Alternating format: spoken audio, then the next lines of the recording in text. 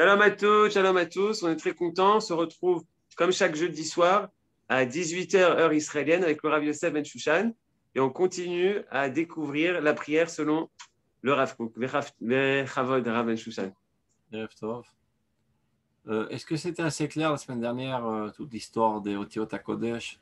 Pas besoin de répéter, vous avez bien compris. Je fixe, mais on ne m'avait pas dit si c'est oui ou non, mais... Stika Keoda, comme on dit. Si on sautait, ça veut dire qu'on est d'accord.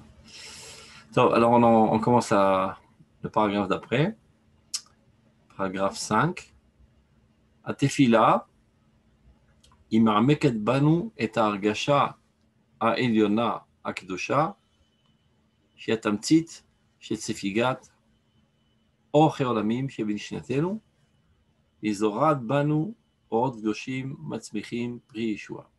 Je vous préviens déjà d'avance, cette pisca elle est assez complexe, donc attachez vos ceintures, mais n'ayez crainte, après ça va se calmer, ça va redescendre à nos sphères accessibles. Mais on va réussir à la traverser. Alors on va d'abord faire une traduction mot à mot.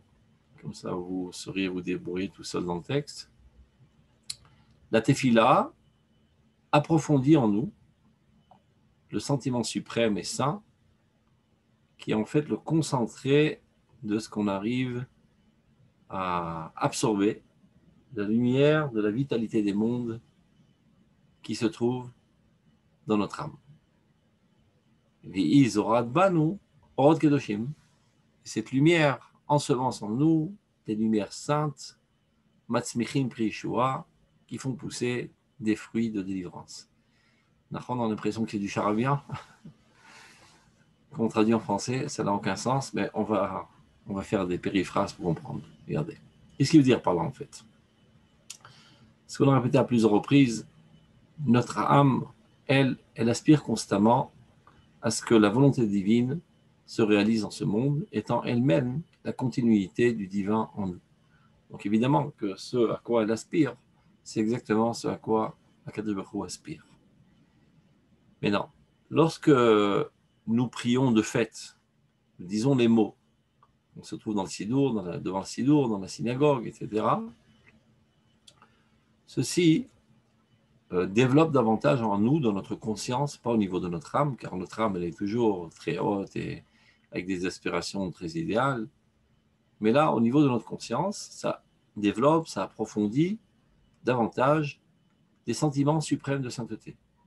Car au lieu d'être enthousiasmé de manger un bon couscous, je dis rien contre le couscous, mais on peut faire mieux, comme on dit, ou bien d'être enthousiasmé de manger une glace, ou bien de faire une belle balade, voilà que je me trouve dans une autre sphère. Je m'enthousiasme des idéaux divins. Je m'enthousiasme de la reconstruction de Jérusalem, de la réunion des exilés, et tous les 13 brachot qu'il y a dans le Shemona Esrei. Donc, ce qui se passe de fait au moment où on prie, c'est un moment sublime dans lequel il y a presque une identité, une identification entre les aspirations de mon âme et ma conscience. Donc, à tefila, vous voyez, là il parle de la tefila ma'asit, le fait de prier, pas la tefila constante de l'âme. Ma'ameket banu, approfondir en nous le sentiment le plus suprême et le plus saint, qui est en fait ce sentiment, c'est le concentré, c'est les chachamim, Anshek Knesset Agdola, ont réussi à résumer de manière assez concentrée l'idéal divin de manière générale, qui se détaille à travers ces 13 aspirations, ces 13 idéaux, ces sous-idéaux, disons. Ce sentiment que je ressens maintenant n'est autre que le concentré de ce que mon âme absorbe, de la lumière, de la vitalité de tous les mondes. La vitalité de tous les mondes, c'est le divin qui fait vivre tout. Toi, le divin qui fait vivre tous les mondes. Et voilà que ce que mon âme absorbe constamment, essaie d'adhérer constamment, maintenant j'ai réussi à le définir en mots intelligibles, compréhensibles, qui me parlent, qui réussissent à me rentrer en émotion. Et suite à cette prière, et je répète à plusieurs reprises, quand on dit une prière, il ne s'agit pas d'une lecture machinale. Une prière, c'est totalement identifié avec les mots qu'on dit, sensibilisé, palpitation de cœur. Une véritable prière, comme si tu, au moins au même niveau que comme si tu t'adressais à une personne et donc tu ne dis pas des mots en l'air sans penser aux mots qui sortent de ta bouche. Donc au moins avec le même niveau de concentration lorsqu'on s'adresse à Dieu. Vi, et cette prière, Zorad Banu Orod Gedoshim, elle ensemence en nous des lumières saintes qui feront pousser des fruits de délivrance. Qu'est-ce que ça veut dire?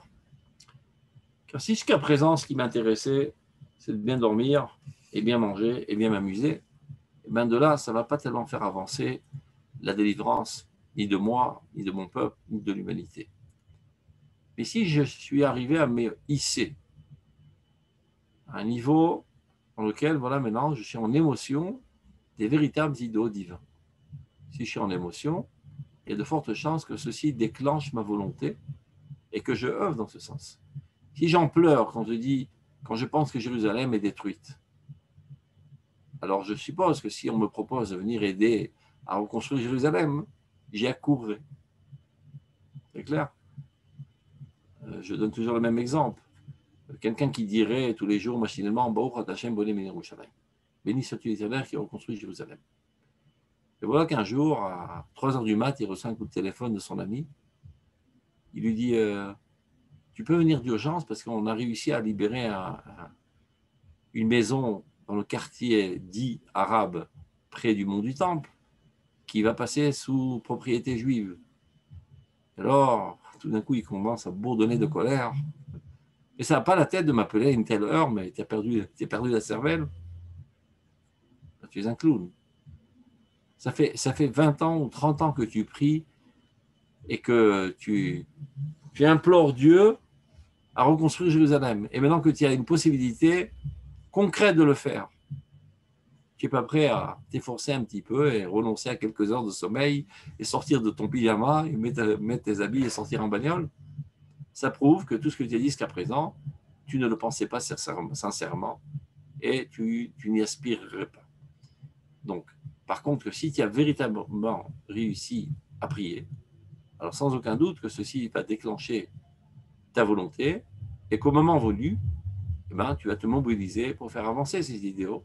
Donc, une véritable prière, sans aucun doute, ensemence en nous des lumières qui feront pousser des actions réelles et concrètes dans le sens de la Géoula. D'ailleurs, toutes les 13 brachot ne parlent que de ça, de l'avancement du peuple d'Israël qui va mener à l'avancement de l'humanité entière. Maintenant, quand on parle de Yeshua, de délivrance, Lolanu Aishim Abododim, il ne s'agit pas seulement de nous en tant qu'individus, que moi j'ai pas mal au dos, que j'ai pas de corps aux pieds, que j'ai pas mal au ventre, et qu'on me rajoute encore 20% dans ma paye. C'est pas de ça qu'il s'agit quand on parle de Géoula. Lolanu Aishim Abododim, il ne s'agit pas de nous en tant qu'individus, Pétour Prati Outen ou dans notre individualité seulement. Ça aussi, mais pas seulement. Ça aussi, si seulement ça rentre dans le cadre de l'intérêt général du développement de Dieu dans ce monde. Et là, par contre, Kol Masha Tefila Osa, tout ce que la Tefila fait, Yosa Ba'adenu, Ve'imanu, Bi'yechusenu, Lekol Hayesh Kulu. Elle le fait pour nous, et avec nous, et à travers nous, dans notre relation avec toute l'existence. C'est-à-dire la Tefila, elle nous amène à nous enthousiasmer à ces idéaux divins pour que cela déclenche notre volonté, pour qu'on œuvre dans ce sens de faire avancer le développement de Dieu dans ce monde. Donc c'est un grand mot de dire le développement de Dieu dans ce monde. Mais c'est tout simplement que ce monde soit géré, disons, selon les fondements de la morale divine. Parce que malheureusement, on s'y est accommodé à ce monde comme si que tout était normal, comme si c'était tout fait naturel, qu'il y a tous les jours des gens qui se fassent assassiner, des femmes qui sont violées, et des gens qui se font usurper, et toutes sortes de crapuleries et de méchancetés qui se font quotidiennement, et qu'il y a des guerres, et qu'il y a la mort, et qu'il y a des maladies. Malheureusement, on se fait à tout, et bon, on s'y est fait à ce monde, mais ce n'est pas un monde normal. Le monde est censé être saint, S-A-I-N et S-A-I-N-T. fondé sur la morale. Mais ça ne va pas se faire de lui-même. Ça se fait par notre effort. On a déjà fait un pas mal morceaux de terrain, on va dire, depuis qu'Avraham Avinu est apparu sur le podium de l'histoire humaine. On a déjà inversé le sens du courant de l'histoire vers le bon sens. Mais on est encore assez loin de l'objectif final. Donc lorsqu'on prie, c'est pour nous amener à être des soldats de Dieu pour faire avancer l'histoire humaine dans le sens que Dieu a défini. Donc, ce n'est pas seulement pour nous, comme on dit. Et donc, il faut savoir que si tu pries pour toi, tu t'es trompé d'adresse. Comme je le répète à plusieurs reprises, la prière, ce n'est pas les allocations familiales. La prière, c'est le service de Dieu. Tu es au service de Dieu. Tu viens là pour, entre guillemets, aider Dieu. Tu pourrais me dire, mais qu'est-ce qu'il a besoin de mon aide? Il se débrouille très bien sans moi. Bon, il aurait pu concevoir un monde autrement, mais il a décidé de concevoir ce monde de cette manière que l'homme est associé à lui. Donc, tu viens les Ezrat Hashem. D'ailleurs, c'est une meilleure formule. Déjà, très souvent, on dit Be'ezrat Hashem avec l'aide de Dieu. Quand tu dis avec l'aide de Dieu, c'est comme si que c'est moi l'acteur essentiel et j'ai une petite aide, comme il y a un menuisier et l'aide menuisier. Non, non, c'est Dieu l'acteur essentiel de l'histoire et il nous demande de l'aider, pas parce qu'il a besoin de notre aide, pour nous donner le mérite de participer à cette épopée extraordinaire, pour nous élever aux sphères divines, et c'est comme ça qu'on progresse et que nous-mêmes, on devient de plus en plus nobles. Vous levez le doigt pour une question? Appuyez Oui, directement. oui, je voudrais que vous me précisiez, prie Yeshua. Yeshua de quoi? Sortir de ce monde qui nous a donné Non, pour non, non, aller. non, non, non, non, non. Qu'est-ce que c'est? Ça, c'est la vision chrétienne. Oui, c'est ce que je voudrais comprendre. La chrétienté prétend que ce monde, c'est le domaine du Satan, il faut s'en écarter au plus vite et aspirer vers les cieux. Nous, quand on parle de Yeshua, c'est d'améliorer ce monde-ci. Ce monde-ci, on ne va pas monter sur la Lune, on restera à Jérusalem et à Nathania et à Tibériade, mais au lieu qu'il y ait des gens salauds qui s'escarmouchent les jours, au lieu qu'il y ait des guerres, au lieu qu'il y ait des maladies et des crapuleries qui se fassent, il n'y aura que de la bonté, de la gentillesse et de la justice. Tout notre rôle est de transformer Olam Hazé en Olam Haba. Olam Haba, je l'ai répété à plusieurs reprises, ce n'est pas une forme du point de vue grammatical, conjugal, ce n'est pas de conjugaison, ce n'est pas une forme future. Olam Haba, c'est ou le passé ou le présent, surtout pas le futur. Futur, on dit Yavo. Olam chez Yavo. Abba, ça peut être qui est déjà venu ou bien qui est en train de venir. De quoi s'agit-il? Ça veut dire depuis la créature, du début de la créature, il y a en nous une potentialité de bien. Reste à savoir si on a réussi à le mettre à l'œuvre. Constamment, nous nous efforçons pour mettre à l'œuvre ce monde parfait qui est déjà venu et qui se trouve en nous de manière potentielle. L'homme, dans sa nature, est bon, contrairement à ce qu'on pourrait penser. À Elohim, Asa et à Adam, Yachar. À cause des influences environnantes, il a dévié du chemin. À cause de la civilisation tronquée dans laquelle il vit, où toutes les valeurs sont inversées, il a des fausses idées. De croire c'est bien d'arnaquer les autres, c'est bien de piétiner les autres, l'essentiel c'est de gagner du fric, peu importe quels sont les moyens, la fin justifie les moyens, toutes sortes de fausses valeurs qui l'ont amené à dévier de sa véritable nature. Mais dans son fond, les shamash et natatabi, Tehora, on le dit tous les matins.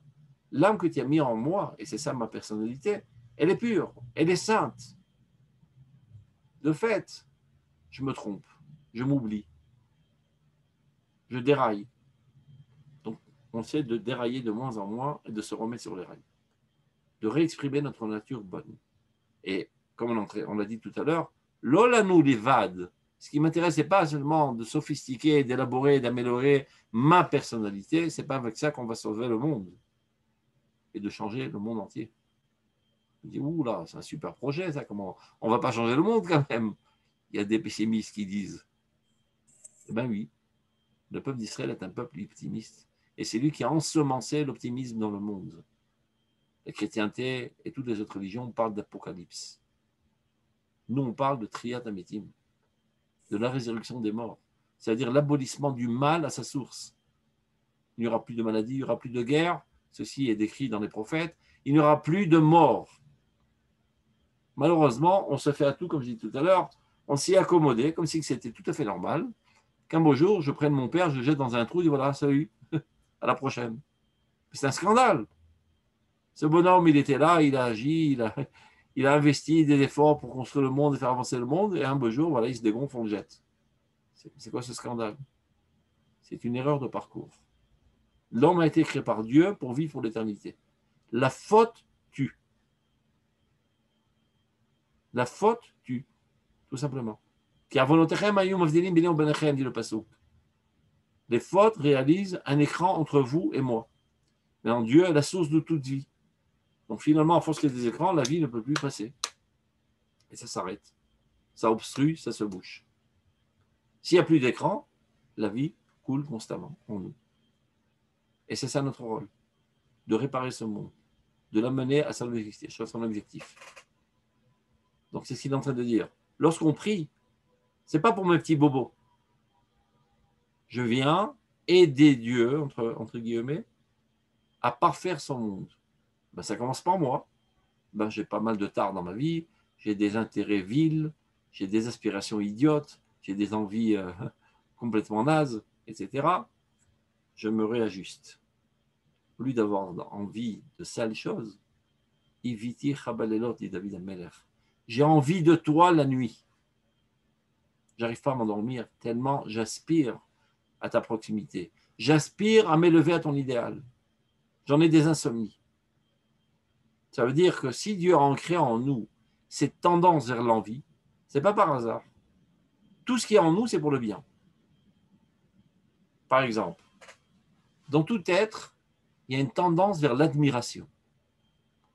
Alors, qu'est-ce qu'ils en font, les gens, de cette tendance? Ben, ils admirent un footballeur.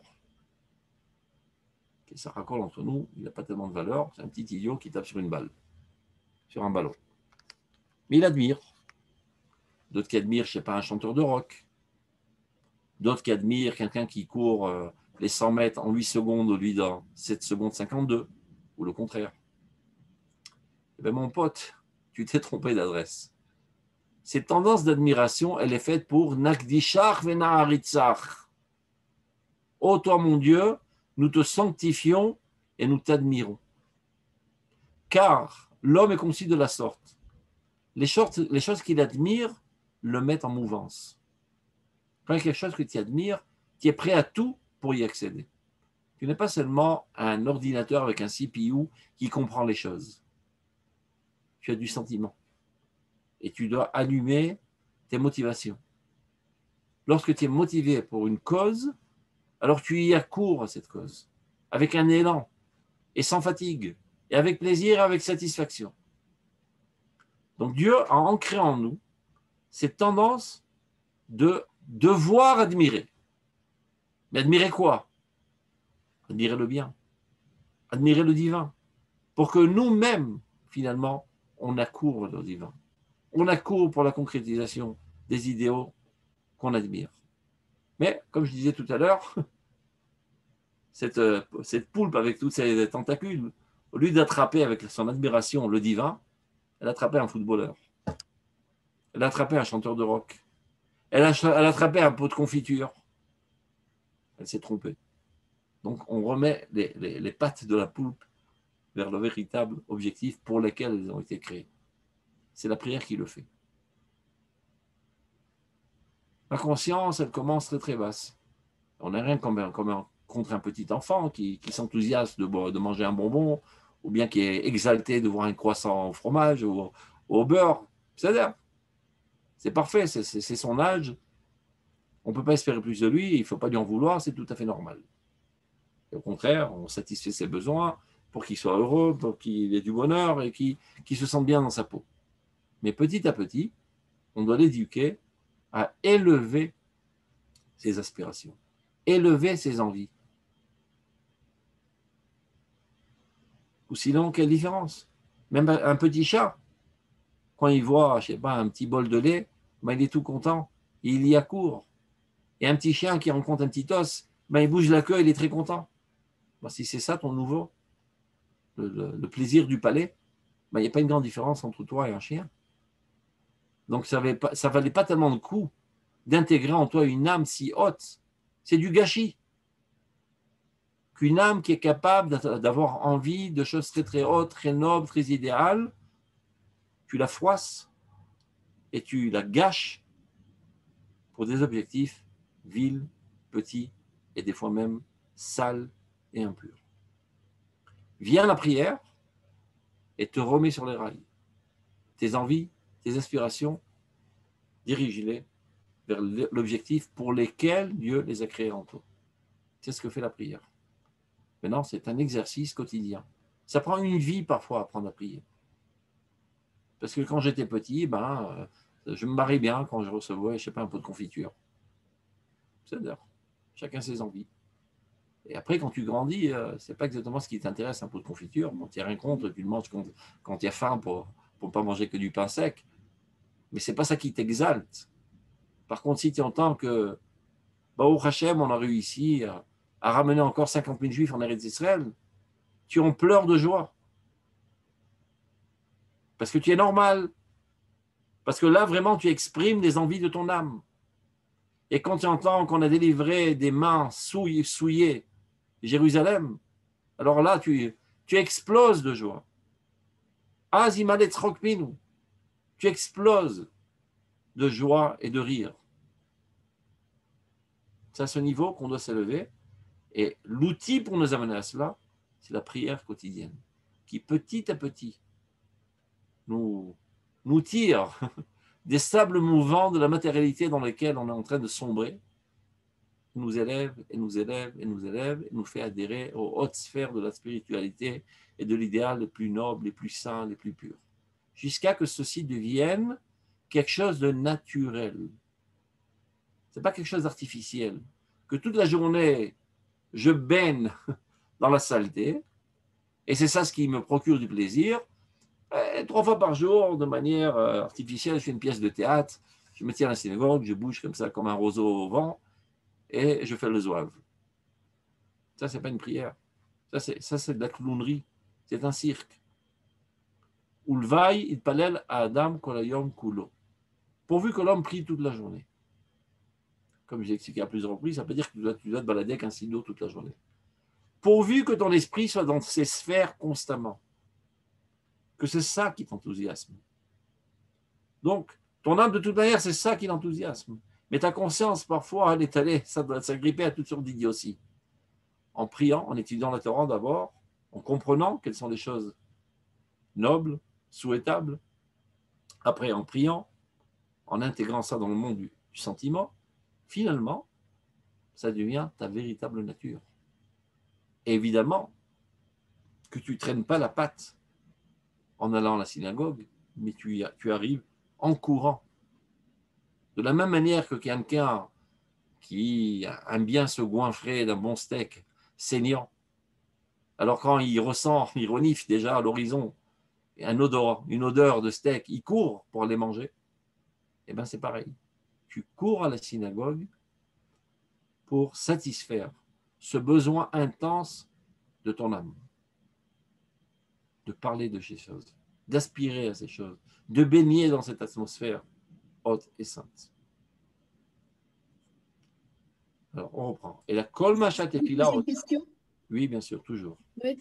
Vous avez dit à plusieurs reprises, enfin c'est ce qu'on dit tous les jours, Neshama shenatata bi. C'est comme si l'homme c'était sans sa neshama. Bi ani. Je sais que c'est complexe parce que très souvent on dit aussi la vie divine est venue en moi. Et c'est quoi ce moi exactement? Oui, c'est ça de quoi? Parce qu'on a l'impression que il faut bien qu'on parle. Il faut bien qu'on parle, c'est ça le problème. On n'a pas les mots adéquats pour parler de l'existence réelle. Donc on parle toujours de manière parabolique. La vie divine est venue en moi. Mais avant que la vie divine vienne en moi, il n'y avait pas de moi, parce que mon moi n'est autre que la vie divine qui est en moi. Donc on peut essayer de manière artificielle de dire l'âme et la conscience. C'est-à-dire la conscience, c'est ce qu'on appelle moi dans la Neshama Shenatata Bi. C'est ça? Voilà. Mon moi, c'est mon moi que je connais, dont je suis conscient.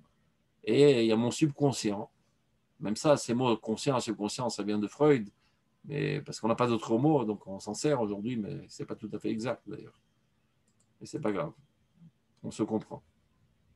D'ailleurs, de parler en français, déjà, c'est déjà compliqué pour essayer de véhiculer des thèmes si sains dans une langue si impure.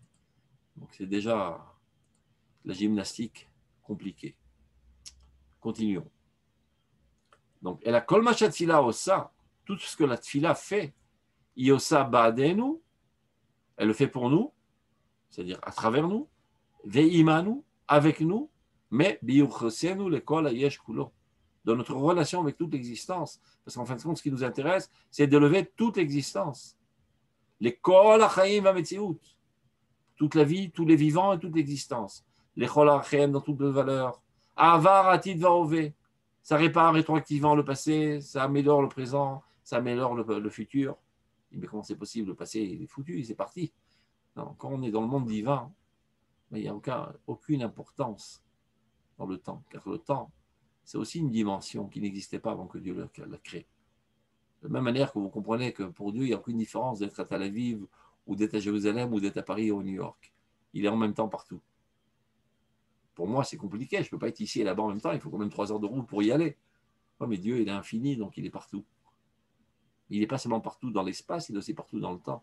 Car le temps, si difficile que c'est pour nous à comprendre, avant qu'il y ait du temps, il n'y avait pas de temps. C'est dur à comprendre. Hein, et avant du temps, il n'y avait pas de temps. Mais comment alors? Alors qu'est-ce qu'il y avait avant? Il n'y avait pas d'avant, parce que le mot avant et après, ce sont des termes qui sont appropriés au temps. Vous voyez bien d'ailleurs dans le récit de la création. Il y a marqué Vayom Harishon, Vayom Hasheni, Vayom Hashlishi, le premier jour, deuxième jour, troisième jour. Et ce n'est pas le premier jour que le soleil a été créé.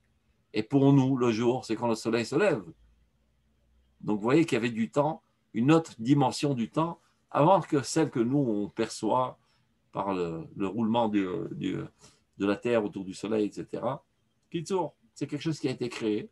Et donc, si ça a été créé, Dieu, lui, n'a pas les mains prises, il n'a pas les mains, il n'est pas emprisonné du temps, le temps n'a qu'une influence sur lui. Et lorsqu'on s'élève dans la sphère divine, eh ben nous aussi, on a une capacité ressemblante au divin, d'avoir une influence sur l'existence, peu importe du temps, que ce soit le présent, le passé ou le futur. Donc, on continue. Ou manifléo aofot. Lorsqu'on prie, combien sont merveilleuses toutes les émanations, toutes les apparitions concrètes suite à notre prière. C'est-à-dire, ce n'est pas un récit stérile. Chaque fois que tu sors de ta bouche un tel mot, on l'a expliqué la semaine dernière, comment ça marche avec Otiot HaKodesh, mais il faut aussi être pur, il faut être concentré, il faut être sensibilisé, il faut être identifié avec les mots, peu importe. Mais ces mots-là sont créateurs. Chaque fois que tu dis Mevarech Hashanim, eh ben, le gazon devient plus vert et les arbres poussent mieux. Tu as injecté de la vitamine dans l'existence qui améliore l'existence dans toutes ses valeurs, dans tous ses domaines, etc. Manis Gevua et Nototziot, combien sont tous les scintillements qui apparaissent suite à ces paroles que tu sors de ta bouche. Aolchot mitgabrot mikol tfila, qui vont en se renforçant de toute prière. Chaque fois que tu rajoutes une prière, tu réinjectes une dose de vie dans l'existence entière. Même quand il s'agit d'une prière pas fixe. Je ne sais pas, tu es seul, tout d'un coup, tu implores Dieu. À plus forte raison lorsqu'on parle de la prière fixe, qui a été fixée par Chazal, les 3 prières, Shachit, Mincha, Arvit, Klalit, Vechevratit, à plus forte raison lorsqu'on l'a fait en société, c'est-à-dire en minyan, c'est-à-dire là, il y a toutes les conditions optimales pour que ta prière fonctionne, marche. Toujours ça marche, mais ça marche mieux quand tous les facteurs y sont. Et Chachamim, Beroar Kocham, ils savaient exactement les mots les plus adéquats, les mots créatifs, créateurs, et dans quelles conditions ceci doit se faire, dans quel temps, quel thème aborder, et dans quelles conditions, c'est-à-dire sociales. Il faut qu'il y ait 10. Mais que ça peut faire 9 ou 10, bon Dieu, il n'est pas si capricieux. Eh bien non, il y a des interactions qui se font, qui font apparaître une autre dimension lorsqu'on est 10. Je vous donne un exemple. Il y a marqué concernant nos guerres. Viratfu mikem hamisha mea ou mea mikem revava irdofu. Ce qui veut dire 5 de vos soldats pourront faire évader, ils vont se sauver de trouille 100 soldats. 5 soldats israéliens peuvent foutre la trouille à 100 soldats syriens. Ils vont se sauver en laissant leurs pantalons et leurs chaussures. Tellement ils auront la trouille de nous. Le passage continue. Mais mea mikem, et s'il y a 100 soldats de vous, revava irdofu, ils poursuivront 10 000. Alors, vous avez tout de suite vu que la relation, ce n'est pas proportionnel. Parce que 5%, ça fait multiplier par 20, alors que 100 pour 10 000, ça fait multiplier par 100. Comment ça marche? Si on pense que pauvres, les soldats israéliens sont super bien entraînés, ils ont beaucoup de motivation, etc. Donc chaque soldat en vaut 20, on peut encore comprendre. Et dire que chaque soldat est capable de tenir tête à 100 soldats, ça paierait un petit peu les contes de fées. C'est bizarre, non? En fait, comment ça marche? Dans chaque individu du peuple d'Israël, l'infini se trouve. Mais cet infini n'est pas mis à l'œuvre. De manière très très partielle, il apparaît dans notre personnalité. Quand il y a deux juifs ensemble, ça ne fait pas un juif plus un juif. Ça fait l'infini qu'il y a dans ce juif plus l'infini qu'il y a dans ce juif qui rentre en effervescence et qui font immerger une nouvelle énergie qui était cachée en eux. C'est comme, si on vous donne un exemple du monde de la chimie, il y a un élément qui est chaquette, silencieux, et un autre élément qui est silencieux, on les met ensemble dans l'éprouvette et bouf, ça explose. Il y avait en cela une certaine énergie et à l'autre une autre énergie, et d'Afka, la composition des deux a fait apparaître cette énergie qui était enfouie dans ces deux éléments. Dans chacun des individus d'Israël se trouve toute la Shekhina, toute la divinité qui fait vivre tous les mondes. Ouais, mais pour qu'elle puisse être mise en évidence, il faut que les Juifs s'unissent. Pas s'unissent tam, s'unissent pour une finalité morale. C'est-à-dire, si on est 10 Juifs dans le bus, parce que moi je dois arriver à Tel Aviv, et toi à Beth Shemesh, etc., et moi je suis en train de lire mon petit livre, et toi tu es en train de dessiner, etc., il n'y a pas de shrina. Mais si on est 10 Juifs qui nous réunissons pour prier, la shrina apparaît. Ça veut dire les forces vives, infinies qui se trouvent en nous commencent à émaner de notre personnalité, et ça fait une autre dimension dans ce monde qui sort de ces 10 personnes. Donc, un soldat juif contre un soldat syrien, c'est presque égale force. 2 soldats juifs, ils peuvent tenir tête, je ne sais pas, à 10 soldats syriens. 5 soldats, 100. Donc, ce serait intéressant s'il y a un matheux parmi vous de trouver la fonction qui gère ce passouk. Comment de 5 on passe à 20 et de 100 on passe à 10 000. Ce n'est pas une multiplication et ce n'est pas non plus exponentiel. Une fois j'ai essayé de me creuser la cervelle, je n'ai pas trouvé. Donc il faudrait donner ça comme Edgar à un matheux et pour pouvoir prédire. Alors s'il y a 1000 soldats, à combien de personnes ils pourront tenir tête? Donc, on peut aujourd'hui, parce qu'aujourd'hui c'est empirique, c'est plus théorique, on est environ 400 000 soldats combattants dans l'armée d'Israël. On tient tête plus ou moins à 100 millions de soldats, armés jusqu'aux dents, motivés, avec une soif de nous assassiner. Et ils ont la trouille de nous. D'où je sais qu'ils ont la trouille de nous? Le terrorisme. Le terrorisme, c'est douloureux, mais ça doit nous emplir de joie. Parce que ce ne sont que les lâches qui se servent du terrorisme. S'ils étaient courageux, ils nous attaqueraient de face. Ils ont essayé, à plusieurs reprises, ils se sont ramassés une bonne raclée. Ils se sont unis tous ensemble. Les Choumnachidem Migoy, allons l'exterminer. Toutes les armées d'Arabes, ensemble. La guerre de 6 jours. Ils se sont pris une sacrée raclée. Et chaque fois qu'ils ont essayé, ils se sont pris une raclée. Top, ils ont été convaincus, aucune chance. Il est imbattable, ce peuple. Top, alors on va faire la moustique. On va le piquer là, le piquer là, le piquer là, l'enquiquiner, jusqu'à qu'il craque, moralement parlant. Donc c'est vrai que ça fait très mal quand il y a un petit enfant qui se ramasse une balle dans la tête, ou bien un petit bébé dans son berceau qui se fait assassiner par un tireur d'élite lâche qui se cache dans l'immeuble d'en face. C'est très douloureux pour la famille. Mais de fait, c'est une petite égratignure insignifiante dans le corps de la nation. Donc s'ils en arrivent au terrorisme, ça prouve qu'ils ont la trouille du peuple d'Israël. Pourtant, ce n'est pas du tout proportionnel. 400 000 soldats, bon, on est des Superman et on est très forts. D'ailleurs, tu n'as qu'à voir notre profil, on a tous des bides. Puis qui sortent, parce qu'il faut savoir que ceux qui font les guerres, ce n'est pas les unités d'élite qui s'entraînent nuit et jour et qui ont du cocher. C'est monsieur Tzvi Riza, c'est Yosef Ben Shushan, avec leur maux de dos, leur mal de ventre, etc. Mais quand la guerre est déclarée, on n'a plus mal au ventre, on n'a plus mal au dos, on arrête toutes les crèmes et toutes les gouttes dans les yeux et tous nos comportements de vieillard.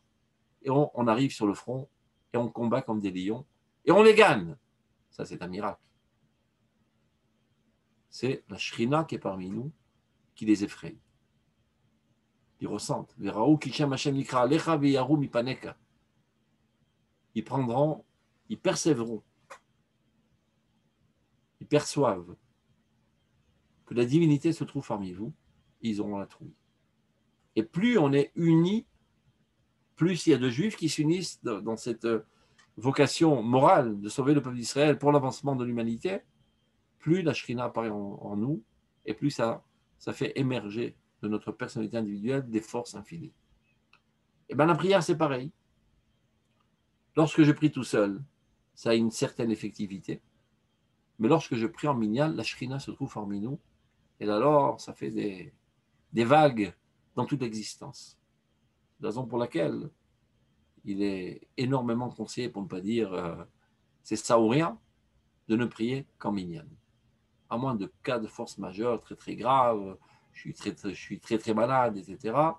Mais il faut toujours faire 1 milliard d'efforts pour toujours prier en minyan. Parce qu'il n'y a aucune commune mesure entre une prière d'un individu et la prière d'un juif parmi les minyan.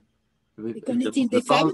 Non, les femmes, de toute manière, ne sont pas obligées de prier 3 fois par jour et dans ces heures. C'est tout un thème que nous avons développé. Mitzvot, Shazman Graman, Nashim Turot. Toutes les mitzvot qui dépendent du temps, les femmes en sont libérées. Ils ne sont pas obligés de le faire. Alors, il y en a qui va expliquer de manière assez banale. Parce qu'elles sont occupées à longer les gosses et leur faire la douche et faire la vaisselle, etc. etc. C'est une explication assez idiote parce que les femmes ne font pas ça toute la journée. D'ailleurs, des fois, elles ne sont pas encore mariées et des fois, le nid s'est vidé, il n'y a plus d'enfants à la maison, donc elles ont énormément de temps libre. Donc, ce n'est pas un problème technique. Ça relève de l'essence même de la femme. La femme, dans sa définition même, c'est d'être mère.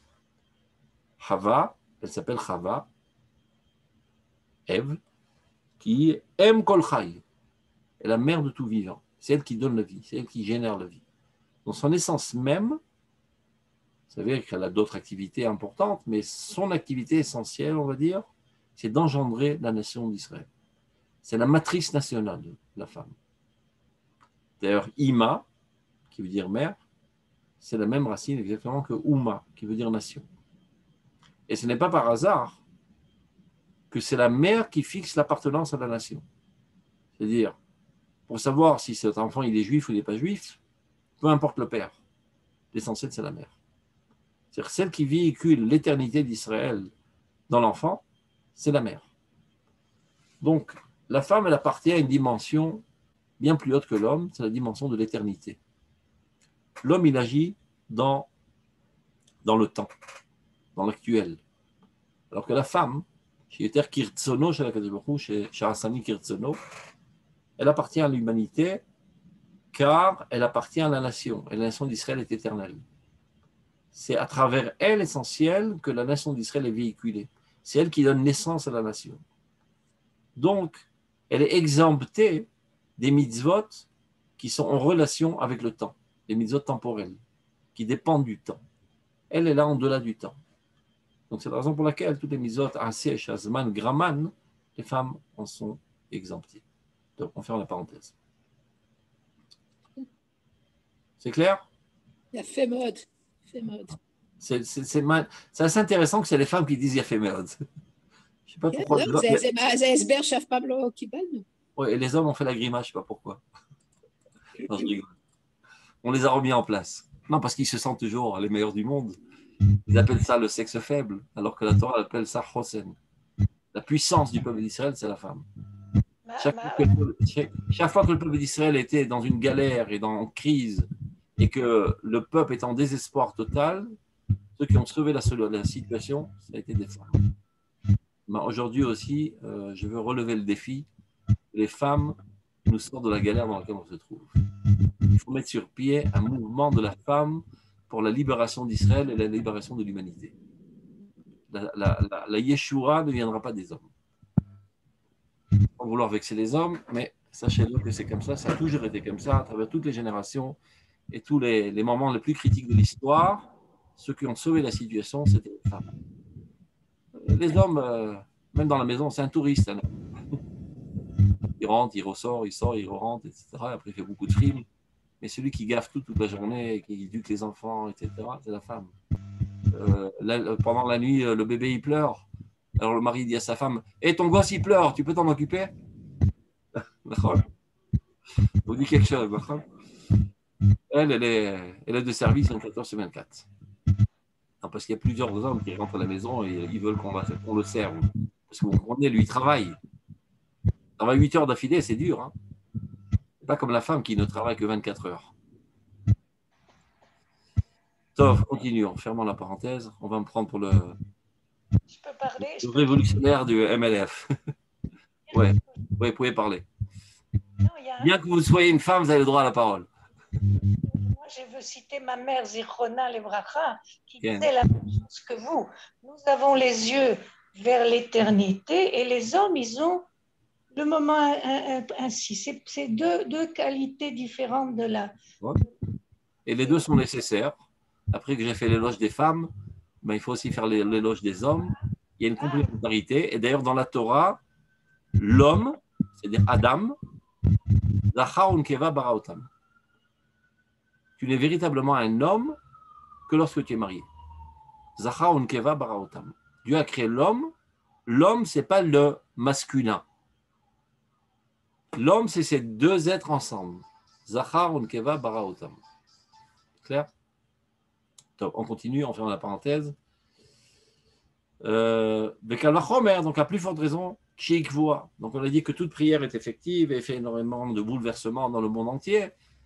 Même une prière dans un moment de détresse qu'un homme ou une femme élève vers les cieux, eh ben, ça bouleverse les mondes et ça rapporte énormément de bien dans ce monde.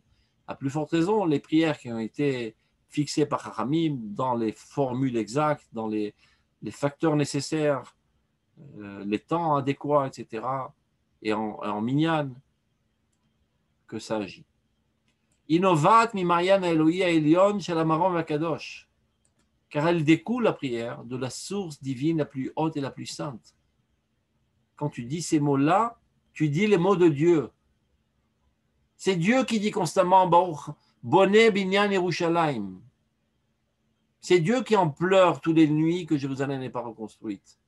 C'est Dieu qui pleure constamment que les Juifs sont encore éparpillés dans le monde. Quand tu dis ces mots, tu dis les mots de Dieu. Donc ils sont emplis d'énergie divine, ces mots. Ils ont en eux une capacité créative.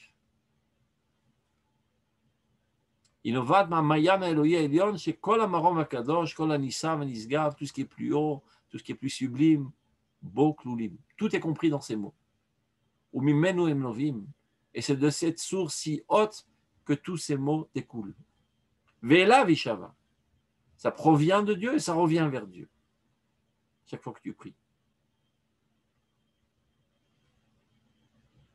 Be'adirut koach, avec une force extraordinaire. Bechaylu vechosen, avec une puissance incommensurable, emplie de sainteté. Umosifa bracha b'mayan hachaim. Elle rajoute de la bracha dans la source de vie. C'est bizarre. Je veux bien comprendre que ça fait apparaître la source de vie dans ce monde.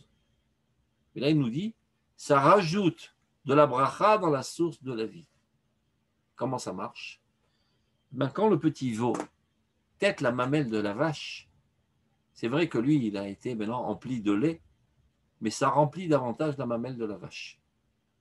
Je préfère donner l'exemple sur la vache et pas sur la femme, pour être un peu plus ludique, mais c'est pareil.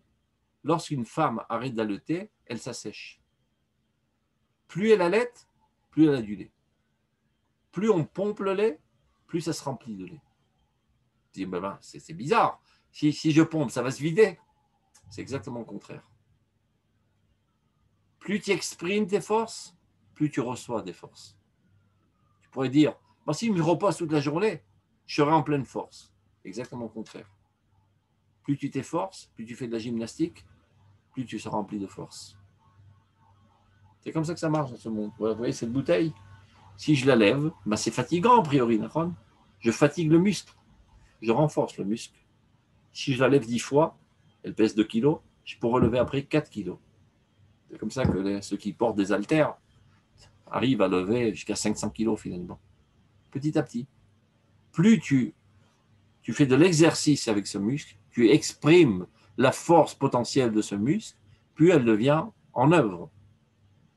Et après, tu peux lever des poids plus hauts qui développeront davantage le muscle, c'est-à-dire qui mettront à l'œuvre encore plus la potentialité énergétique de ce muscle. C'est vrai pour les muscles, c'est vrai pour l'intelligence. Si tu n'étudies rien, ben ton intelligence devient un flasque. Après, tu ne comprends rien. Plus tu t'efforces à comprendre des choses difficiles, plus après, les choses difficiles te seront faciles pour pouvoir étudier des choses encore plus difficiles. Ben, la cervelle, l'intelligence, c'est comme un muscle. Plus tu le travailles, plus il se développe. Et tout est comme ça dans ce monde. Plus il y a de fleurs qui sortent de cette racine, donc a priori, voilà, c'est la racine qui apparaît dans ces fleurs, qui s'exprime dans ces fleurs, plus la racine se renforcera. Plus l'arbre est grand, plus la racine va chercher profondément sa nourriture, elle va aussi se ramifier de plus en plus. Toute expression renforce l'essence. Lorsque nous faisons atterrir dans ce monde la volonté divine dans notre personnalité, voilà que Dieu veut cet idéal, et maintenant ça apparaît dans ma volonté, dans ma conscience, dans mes sentiments, etc.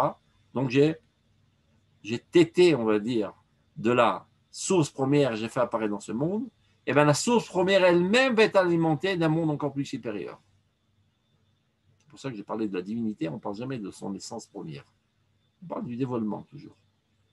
Baruch Ata Hashem, on parle de la Berecha. Berecha, c'est une piscine. Que la piscine, qui est la source alimentatrice ou alimentaire de toute l'existence, apparaisse dans ce domaine. Lorsqu'elle apparaît, la source elle-même est alimentée d'une source encore plus haute. Tnu oz d'Elohim. Donner de la force à Dieu. On pourrait dire, ben, c'est un petit peu osé de dire une telle chose. C'est moi qui veux donner de la force à Dieu dans le dévoilement. Plus je dévoile le divin dans ce monde, plus il apparaît dans ce monde. Jusqu'à présent, son apparition était faible. Maintenant, son apparition est forte. Ça, c'est un. Deuxièmement, la divinité, c'est-à-dire l'intensité de divinité qui était prête à apparaître dans ce monde, disons, elle était au niveau 100, maintenant, elle-même grandit au niveau 1000. Elle-même est alimentée d'une source divine encore plus haute. Mais mala, il y a toujours des sources encore plus hautes puisqu'on parle de l'infini. Donc c'est ce qu'il dit là, regardez dans le texte. Innovat Mamayana Eloi, etc. Et après, Ve'ela Vishava, Bechal Vechosen Kodesh, ou Mosifa Yi Beracha Bemayan Achaim. Ta prière rajoute de la bracha dans la source de la vie. Donc si jusqu'à présent, supposons qu'il y avait 1 milliard de cubes d'eau qui devaient alimenter l'existence, grâce à ma prière, il y a 10 milliards de cubes d'eau qui n'attendent maintenant et qui sont prêts à alimenter l'existence. Mosifa iberecha mimbarin achaim. Mesarefeti et etz achaim. L'arbre de la vie se ramifie de plus en plus de branches. J'ai fait apporter de la sève dans plus de branches et les branches poussent et poussent et poussent. Toutes sortes d'activités de ce monde vont en se développant, en s'améliorant. Ou Mefaer était dans la fave et embellit toutes ces branches. Pelagav Ashrishiku Mitrabrim Elu Be'elu, tous ces ruissellements se lient les uns aux autres. Veleshadim Rabim Veshanim, énormément de sève, différents, de tout genre. Shekol Echad Malé Ziv et Nahara, emplis de splendeur. Memale Nachale Adanim, emplis de ruisseaux, de délices. Amaspikim Osher, qui viennent alimenter et satisfaire de bonheur et de délices et de noblesse éternelle.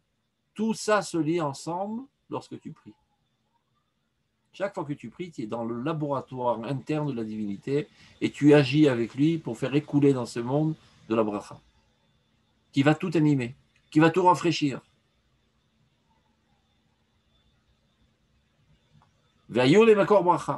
Et tout ça devient une source de bénédiction, une source de bonification, une source de rafraîchissement, une source qui va alimenter l'existence. Et tout se développe. La science se développe, la médecine se développe, la sécurité se développe, l'art se développe, la bonté de cœur se développe. Tout se développe suite à ta prière.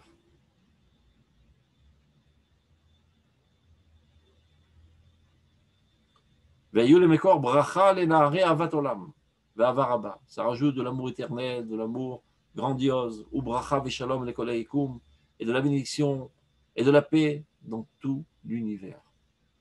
Ça veut dire que demain, il y aurait dû avoir un massacre parce qu'un sale gouverneur s'apprêtait à rentrer dans un village et de tout saccager, de violer toutes les femmes et d'assassiner tous les enfants. Grâce à ta prière, ceci n'a pas eu lieu. Et il a eu un moment de bonté. Il y avait un lion qui s'apprêtait à dévorer une gentille brebis. Il retourne en arrière. Laisse tomber. Et la lionne dit, qu'est-ce qu'on va manger aujourd'hui? On sera végétarien aujourd'hui. Ce que je dis, c'est marqué dans Rota Kodesh. C'est pas moi qui l'invente. Il s'est pris de la Kabbale. Il y a une moustique qui s'apprêtait à piquer quelqu'un. Grâce à ma prière, ou grâce à Mirou Tchouva, elle retourne en arrière.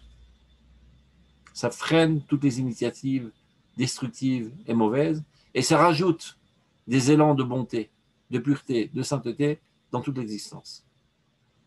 Au niveau des hommes, c'est dans le choix, dans la prière chofshit. Au niveau des autres créatures, c'est automatique. Les arbres donneront de plus beaux fruits, etc.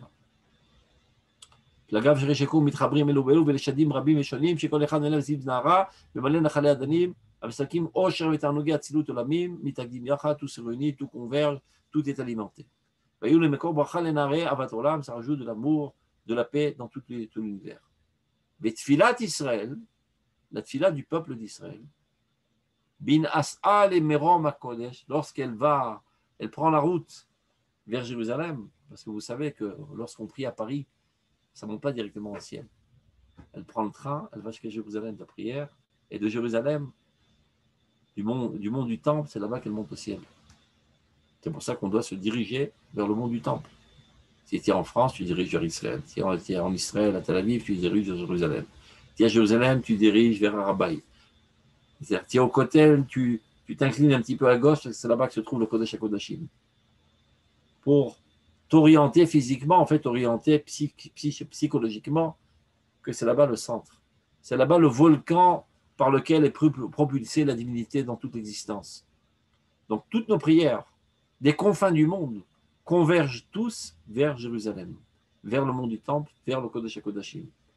Donc, lorsque nos prières, dit le Rav, Tfilat Israël mitnas'a lemerom hakodesh, lorsqu'elle se lève au point culminant de la sainteté, qui est Kodesh HaKodashim, Be'iragza be'eretz chemdat olamim, lorsqu'elles convergent toutes les prières, elles se concentrent dans la terre chérie de Dieu, ou be'merom mechon migdash, au point culminant du temple, Elohé Olam, le temple du Dieu de tous les mondes. Adon Kalamasim, qui lui est le maître de toutes les actions, et lui le créateur. C'est lui qui engendre et déclenche tout ce qu'il y a dans ce monde. Baruch Hu. Shitfe nehorim ovrim bechol olamim. Ça ne rentre pas dans un tunnel. Si j'envoie, je ne sais pas, un ruisseau vers Jérusalem, eh ben, tout le long de l'itinéraire, ça arrose tout en route. Quand il y a un juif qui se trouve à Tombouctou et qui prie, ben, sa prière n'arrive pas dans un engin spatial isolé. Elle arrive dans l'air libre et sur sa route. Elle remplit de bracha, elle irrigue, elle améliore, elle élabore toute l'existence.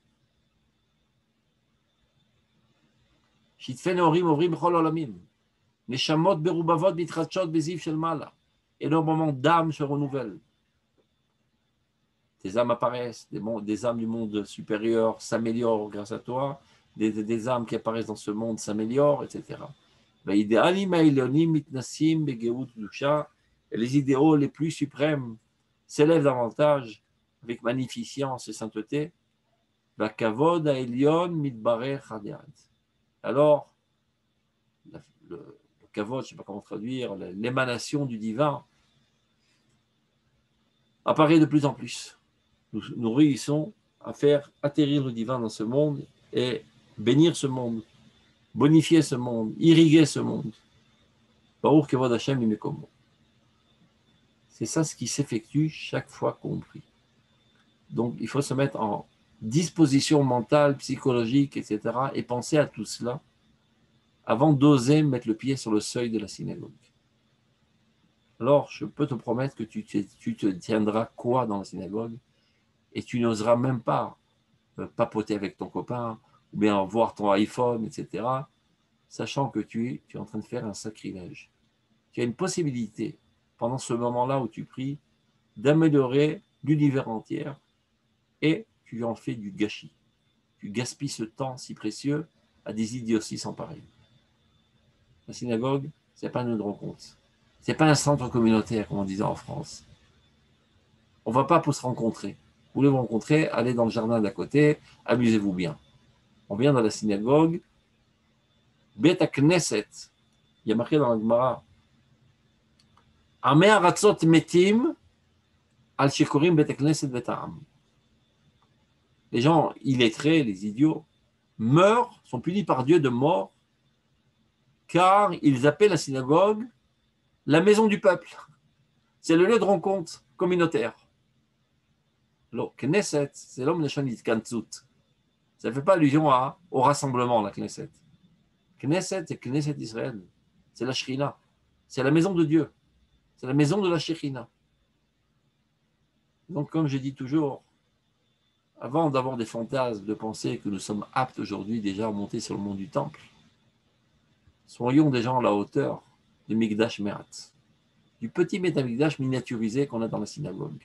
Le jour où on réussira à prier comme il le faut dans une synagogue, on pourra passer au stade supérieur du Métamikdash. Il verra bien, amen. Vous avez des questions? Tout est trop clair. Question? Oui, bien sûr, toujours. Oui, on vous avait dit que c'était dans le texte du Shemona Esrei, c'était la volonté de Dieu qu'on reprenait à notre compte, à laquelle on s'identifiait. Mais il y a des parties où ça ne colle pas, par exemple, Shema Kolen ou. Shema Kolen, Shomer Tfila, c'est pas. Comment? Reçois nos prières. Que nos prières. On demande qui nous. Ce n'est pas toujours des demandes. Comme par exemple, on dit Atachonen Adam Dat. Ce n'est pas qu'on le supplie qu'il nous donne du dat, c'est un fait. On reconnaît qu'il nous donne du dat. Ata Kadosh Veshimcha Kadosh, tu es saint et ton nom est saint. Baruch Hashem Echayim Metim, tu fais revivre les morts. Ce sont des déclarations. Donc je m'identifie avec cette vérité absolue pour me mettre dans ce sens. Pour moi aussi, œuvrer à la résurrection des morts. Pour moi aussi, faire apparaître la Kedusha dans ce monde. Pas toutes les brachot sont des bakashot, sont des demandes. La quasi-totalité, les centrales essentiellement sont-elles. Il y en a d'autres non. Comment? On dit que les trois premières et les trois dernières, c'est pas des. Ce sont des louanges. Oui, mais alors, le Shema Tfila, Shomer Tfila, c'est au milieu. C'est dans les demandes, soi-disant. Donc, on demande à Dieu d'écouter nos prières. Ça veut dire mais c'est pas lui qui... que tu nous aides à nous ouvrir pour que ton flux puisse nous traverser. Comme toutes les autres prières, quand tu dis Baruch Hashem, refaire Cholé Amo Israël, on l'a expliqué que ça veut dire que j'intensifie ma volonté qu'il n'y ait pas de malade dans ce monde, que je m'identifie avec la souffrance des malades, pour que le flux de réfoua divine puisse apparaître à travers moi et se propager et guérir les malades. De même pour la tfila. Je m'ouvre entièrement à comprendre c'est quoi la tfila pour que ma tfila soit effective.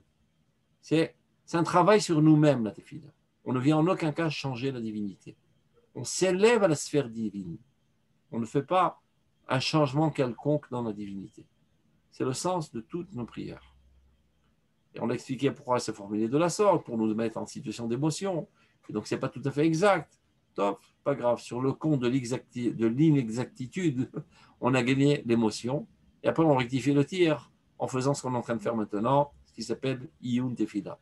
Parce qu'en fin de compte, ce qui nous intéresse dans la Tefila, c'est d'être ému. Et il y a des mots magiques qui arrivent à nous rendre émus. Quand tu implores « Oh mon Dieu, aie pitié de moi », ça t'émue. Les mots ont une influence sur ton sentiment. Donc, Rachamim, qui connaissent la psychologie humaine, ils ont choisi les mots adéquats pour nous rentrer en émotion. Et de même, quand on dit Shema Kolenu, Hashem Elokeinu, etc., etc. Regarde, toujours qu'on traduit en français, ça fait très bizarre. En hébreu, ça passe très bien. Mais dès que tu commences à traduire en français, ça fait toujours très, très bizarre. Ça prouve bien que Avodat Hashem doit se faire en hébreu et pas en français. Tov, portez-vous bien, à la semaine prochaine. Et priez mieux qu'à la semaine prochaine et vous priez encore mieux à la fin de Donc on est inscrit. Livre.